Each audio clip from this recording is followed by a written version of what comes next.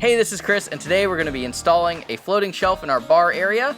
This floating shelf is from Ultra Shelf, and the walnut is sourced locally. What you're going to need to begin is some PPE, some safety glasses, some ear protection. You're going to need a drill, and some drill bits to drill your pilot holes. You're also going to need a router, a level, a tape measure, a stud finder, some bits of course. If you're like me, you have lots of bits.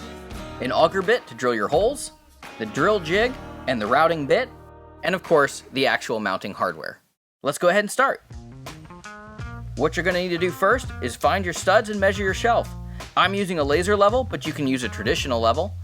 You're going to need at least 2 studs to attach the shelf to. The more the better. So go ahead and find your studs. I'm using a stud finder. Next, go down and trim your shelf to fit. Then you measure your shelf and find the center line down the back of the spine.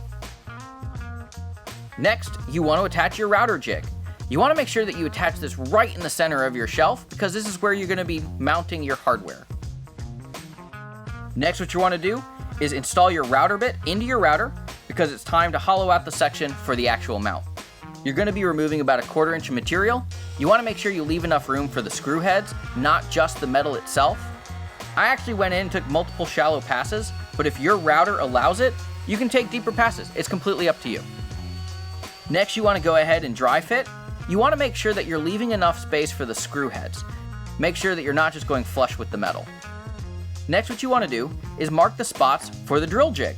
The router template actually has notches cut out of it, so it actually gives you the center point for where the holes are going to be, but you still want to line it up nice and correct and make sure you mark it. This is the backside, no one's going to see it but you. Go ahead and mark and drill some pilot holes and attach your drill jig to the actual shelf.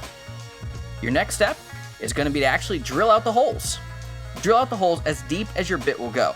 Keep in mind, if your shelf is shallow, you may need to mark the bit to keep it from going completely through your shelf.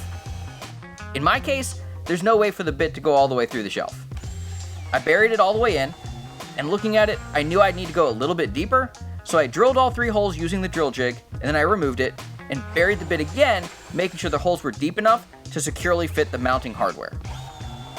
After that, your shelf is ready to be finished. I chose not to finish my shelf beforehand because I knew I would be handling it roughly, so go ahead and sand and finish your shelf. While that's drying, go on up to where your shelf is going to be because it's time to install your hardware.